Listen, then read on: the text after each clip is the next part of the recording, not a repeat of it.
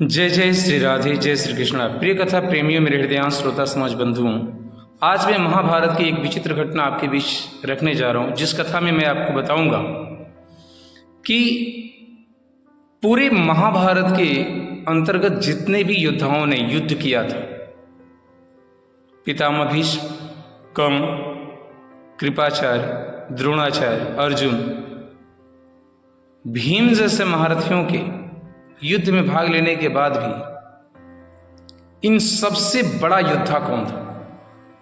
मैं जितने भी योद्धाओं का नाम मैंने बताया, ये उस योद्धा के सामने बिल्कुल तुच्छ थे। वो आखिरकार सबसे महान योद्धा जिसने महाभारत के युद्ध को लड़ा और जिसके युद्ध कौशल और कुशलता के कारण ही पांडवों को विजय मिली थी, आखिरकार वो विचित्र और महान योद्धा कौन थे और किसने बताया कि इस महाभारत के युद्ध का सबसे बड़ा योद्धा यही था? और बताने वाला कौन था, उसकी दशा क्या हुई, इस कथा में हम इन चीज़ों को पढ़ेंगे या समझेंगे। उसके साथ साथ मैं आपको बताऊंगा, आपने कर्ण का वध सुना होगा, पितामह भीष्म का वध सुना होगा, द्रोणाचार्य का वध सुना होगा, लेकिन क्या अर्जुन का वध आपने सुना? तो मैं वैसी ही घटनाएं आपके बीच रखता हूं जिस चीज़ को आपने अब तक ना तो सुनी होगी ना देखी होगी। आज मैं उसी अवतरण को आपके बीच रखूंगा कि आखिरकार वो कौन सा वीर योद्धा था जिसने अर्जुन का वध किया और अर्जुन की मृत्यु पर मां गंगा क्यों बहुत जोर जोर से हंसी थी। आखिर मां गंगा को अर्जुन से क्या दुश्मनी थी कि अर्जुन के वध होने पर गंगा मां खुश होकर के ठहाके लगा करके हंसने लगी थी? वजह क्या थी? अर्जुन का वध किसने किया, क्यों किया? ये सारी चीजें आज हम इस कथा में समझेंगे। तो चलिए मैं कथा प्रारंभ करता हूं। जब महाभारत का युद्ध चल रहा था तो महाभारत के युद्ध के दौरान एक ऐसा महारथी वीर योद्धा था जिसने कहा था कि मैं पलक झपकते ही इस महाभारत के युद्ध को समाप्त कर दूंगा। वो कोई और योद्धा नहीं था बल्कि भीम का नाती और घटोत्कच का पुत्र बर्बरिक था, जिसने ये प्रण कर लिया था कि यदि युद्ध को खत्म करना हो तो इतने बड़े महाभारत के युद्ध को मैं मात्र 3 बाणों में या पलक के झपकने में जितना समय लगता है उतने में ही पूरे महाभारत के युद्ध को समाप्त कर दूंगा। भगवान श्री कृष्ण यह सोच करके और समझ करके और जान करके हैरान रह गए कि यह तो जाएगा और तुरंत युद्ध समाप्त कर देगा। और बर्बरिक ने यह बात स्पष्ट कर दिया था कि मैं उन्हीं लोगों के तरफ से लड़ूंगा जो पक्ष कमजोर दिखेगा, अर्थात जो पक्ष कमजोर होगा मैं उसी पक्ष से युद्ध में भाग लूंगा।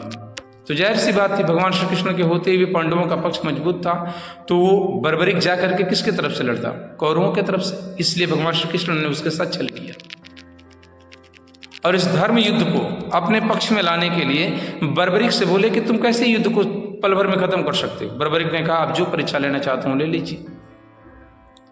तो भगवान श्री कृष्ण ने कहा, मैं पीपल की जिस पेड़ के नीचे खड़ा हूं, यदि तुम एक बाण में इस पीपल के सभी पत्तियों को छेद दो तो मैं मान लूंगा कि तुम युद्ध को क्षण भर में खत्म कर दोगे। बर्बरिक ने अपने तर्कस से एक बाण निकाला और बाण को धनुष पर चढ़ा करके और मंत्रों का उच्चारण करके उस बाण को जैसे ही छोड़ा, वो बाण उस पीपल के पेड़ की सभी पत्तियों को छेदते हुए भेदते हुए एक भगवान श्री कृष्ण के पैरों के नीचे दबी हुई पत्ती थी, उसको भी उन्होंने भेद दिया। भगवान श्री कृष्ण समझ गए कि ये तो बहुत बड़ा योद्धा है और ये सही में पल भर में ही पूरे महाभारत की स्थिति बदल देगा और कौरवों की तरफ से लड़ेगा भी, ये बात भी निश्चित थी। भगवान श्री कृष्ण ने कहा, तुम्हें गुरु हत्या, देव हत्या लगी है, तुमने मेरे पैरों में प्रहार किया, बेवजह तुम्हें दोष लगा है और इसकी सजा तुम्हें भुगतनी पड़ेगी। और इस वजह से बर्बरिक ने कहा, भगवान इसकी जो सजा हो आप मुझे देने के लिए बिल्कुल तैयार हो जाइए और मैं उसके लिए भी तैयार हूं। जिस पर भगवान श्री कृष्ण ने अपने चक्र सुदर्शन का स्मरण किया और बर्बरिक की गर्दन को उसके धड़ से अलग कर दिया। क्षण भर में धड़ से अलग होने के बाद वो गर्दन बोली, हे भगवान, आपने तो ये बहुत बड़ा घात किया मेरे साथ। मेरी इच्छा थी महाभारत के युद्ध को देखने की, लेकिन आपने तो सब कुछ खत्म कर दिया। तो भगवान श्री कृष्ण ने पूछा, है बर्बरिक, तुम मुझसे जो मांगना चाहते हो मांग लो।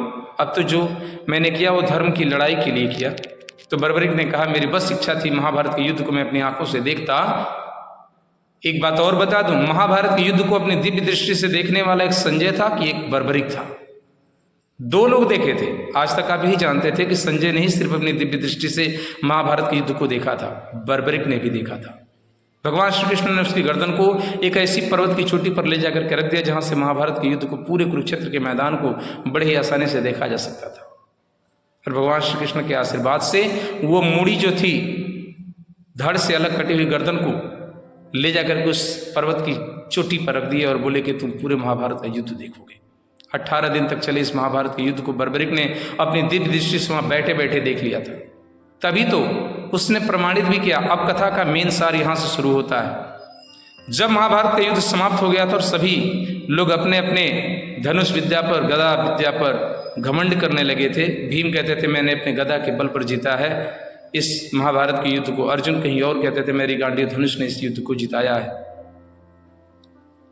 तो भगवान श्री कृष्ण ने कहा आप सभी लोग अपने अपने में विवाद मत कीजिए, चलिए मैं एक निर्णायक व्यक्ति के पास आपको ले चलता हूं। तो जब भगवान श्री कृष्ण पांचों पांडवों को लेकर के उसी पर्वत श्रृंखला की तरफ बढ़े तो जा करके देखने लगे तो वहां जो गर्दन थी कटी हुई बर्बरिक की, इन पांचों पांडवों और भगवान श्री कृष्ण को देख करके बहुत जोर जोर से हंसने लगे। उस गर्दन को हंसता हुआ देख करके अर्जुन को बड़ा क्रोध आया। तो भगवान श्री कृष्ण ने पूछा हे बर्बरिक तुम क्यों हंस रहे हो? बर्बरिक ने कहा मैं इन 5 पांडवों की मूर्खता पर हंस रहा हूं। अब तो और क्रोध बढ़ने लगा था भीम और अर्जुन का। भगवान श्री कृष्ण ने कहा पहले सुन तो लीजिए, बर्बरिक कोई नॉर्मल साधारण व्यक्ति नहीं है, आप पहले उनकी बातों को सुनिए। बर्बरिक से भगवान श्री कृष्ण ने पूछा कि आपके हंसने का कारण क्या है? बर्बरिक ने कहा हे भगवान, अर्जुन को इस बात का घमंड है कि मैंने अपनी गांडीव धनुष से इस महाभारत के युद्ध को जीता है। भीम को अपनी गदा पर घमंड है कि मैंने अपनी गदा से ही इस युद्ध को जीता है। लेकिन ऐसा कुछ भी नहीं है। इस पूरे महाभारत के युद्ध को लड़ने वाला और विजय दिलाने वाला तो कोई और है। इस पूरे महाभारत के युद्ध में मुझे कुछ और दिखा जो इन लोगों को नहीं दिखा। भगवान श्री कृष्ण ने कहा क्या देखा आपने? अर्जुन ने पूछा तुमने क्या देखा? तो इस पर बर्बरिक ने हंसते हुए कहा हे अर्जुन, तुम झूठे घमंड में जी रहे हो। इस महाभारत के पूरे युद्ध में जब तुम बाण चला रहे थे ना, तो तुम्हारे बाण के आगे आगे भगवान श्री कृष्ण का चक्र सुदर्शन दिख रहा था।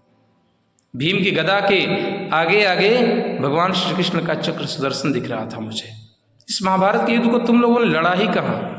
वो तो चारों तरफ मुझे भगवान श्री कृष्ण का चक्र सुदर्शन ही दिख रहा था। इसलिए निरर्थक घमंड त्याग दो। और उसके बाद पांडवों का घमंड टूट गया। ये कथा आपको कैसी लगी? यदि अच्छी लगी हो तो प्लीज़ लाइक करें और वीडियो को दोस्तों में शेयर करें। आपको कथा कैसी लगती है, आपसे हाथ जोड़ के मैं निवेदन करता हूं कि अपनी कमेंट, अपना राय जरूर दें, क्योंकि उससे मुझे प्रेरणा मिलती है और मुझे मार्ग मिलता है। मेरा मार्ग प्रशस्त करें कि मुझे किस तरीके की वीडियो डालनी चाहिए। क्या मेरी वीडियोस में कोई कमी है तो उसे भी आप जरूर बताएं, और अच्छी लगती हो तो सकारात्मक कमेंट भी दें, लेकिन लिखें जरूर। मिलता हूं कुछ ऐसी नई वीडियोस के साथ, तब तक के लिए जय जय श्री राधे, जय श्री कृष्ण।